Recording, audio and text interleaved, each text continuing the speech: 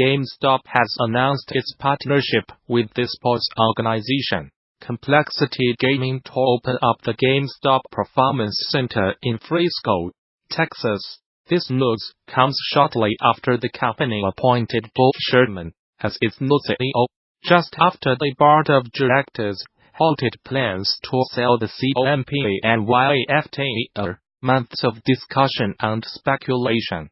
As reported by Engadget, the 11,000 square foot venue will serve as Complexity Gaming's new headquarters and host public events tailored to help casual players get into esports and provide a space for the community. The GameStop Performance Center will be sharing a location with the Dallas Cowboys, fitting as Complexity Gaming, partly owned by Cowboys owner Jerry Jones, and plans to provide equipment for the esports organization as well. GameStop is also teaming up with a handful of other esports brands and companies to host gaming clinics, training casual players, Overwatch watch parties, and collegiate esports tournaments. The venue will reportedly open in May of this year. The Academy of Interactive Arts Sciences (IAS) has announced 5 additional speakers confirmed to attend the 2019 DICE Summer Tour. Discuss this year's theme of Trailblazers. For starters, the conference opening keynote will be presented by Chairman of Sony Interactive Entertainment Worldwide Studios, Sean Layden. Additional speakers include Head of Global Gaming Partnerships and Development at Microsoft Sarah Bond, Acting President and CEO of the Entertainment Software Association Stanley Pierre-Louis, and Creative Director at Insomniac Games. For Marvel's Spider-Man Brian Intihau, in 2 hours will be joining IAS Game Maker's Notebook podcast host Tab Price on the stage. An interview about the business and craft of developing one of the biggest games from 2018.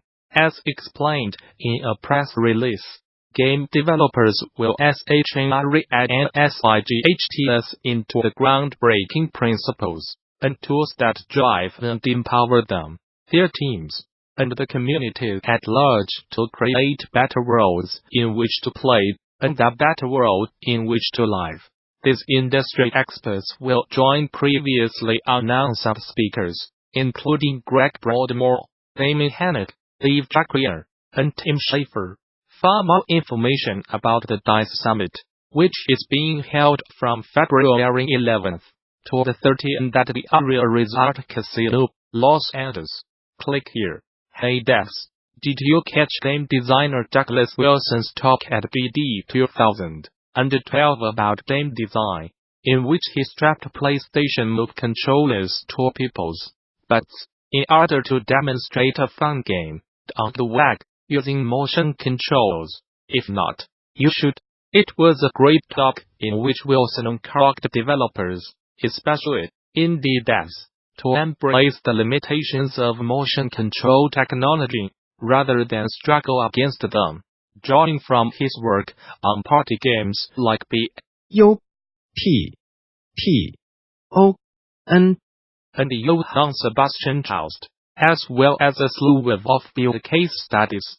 Wilson described how game designers might recapture the festivity and carnival atmosphere that have long been a hallmark of play culture. Here are Get Thoughtful games offer useful precedents for developers working on physical games, and explained why he finds it fruitful to think about motion-controlled games in terms of slapstick and subversion.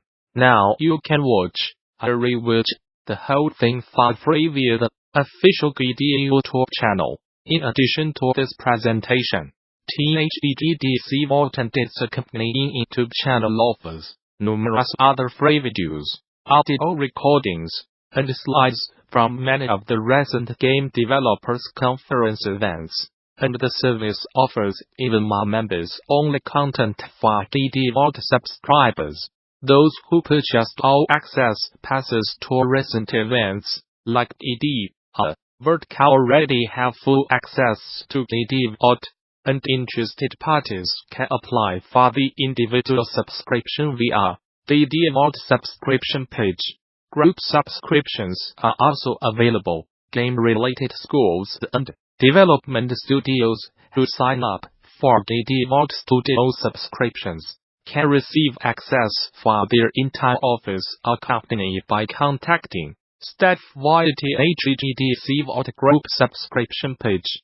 Finally, current subscribers with access issues can contact the Vault technical support. This article is to put down something that I have had come up in conversation multiple times, but that I have yet to put across as clearly as I would like.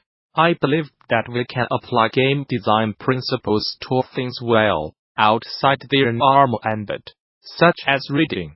It is axiomatic that game design principles come from underlying truths of people, and so it follows that they apply to more than just video games. The primary form of interactivity while reading is in the mind, digesting the text of a book, actually taking the words on the page, and converting them into a full, cohesive story in the reader's mind, is an interactive activity. It requires effort from the player, and is even a developable skill. It is generally accepted that some books are harder than others. But it's not that the physical act of reading changes. There's very little variation in the act of turning a page, and even dealing with obscure words will only require the occasional dictionary reference. However, coming to terms with the ideas of the book can vary greatly in difficulty.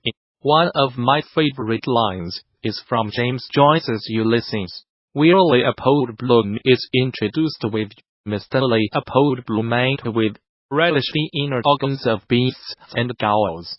This line tripped me up for a moment with the specificity of inner organs.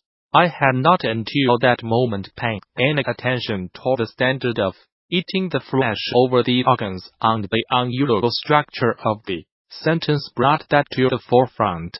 This slowed me down when reading and forced me to pay greater attention to the book, much in the way that a difficulty spike in a video game forces me to re-engage my brain when I had been on autopilot. Similarly, a common trope in traditional media is to introduce a twist in the plot right as it begins to settle. Processing the unexpected is more challenging for the reader than processing a part that follows naturally from what came before, and this difficulty spike forces the reader into a deeper engagement. Inversely, here is a brief paragraph from The Last Symbol by Dan Brown. Note: he tried to fight them off, but he had no arms, no fists, or did he? Suddenly he felt his body materializing around his mind. His flesh had returned, and it was being seized by powerful hands that were dragging him upward. Note, please.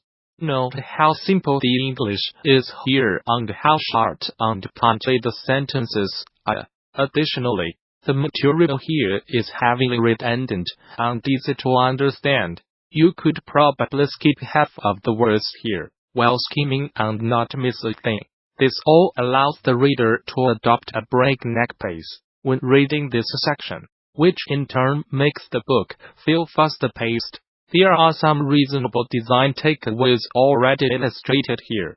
Lowering the difficulty of games that are meant to be fast-paced is an interesting conceit that I would love to experiment with further.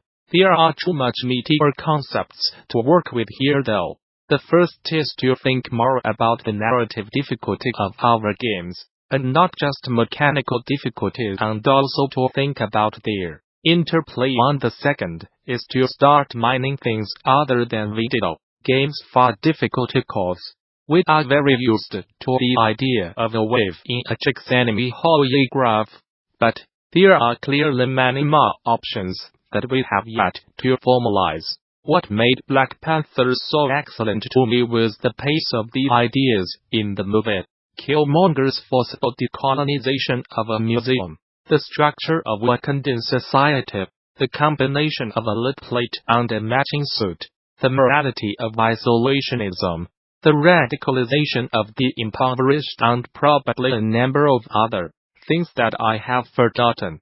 They all came one after the other at a pace rapid enough to keep me off balance the entire way. Incorporated action was the same way for me. Essentially, it takes time and effort for a viewer to digest an idea. Often a movie will go over some variations itself, so as to aid in that digestion. Some ideas require more work because of their alien nature, as in incorporated action, and some require more work because of how they resonate, as in Black Panther.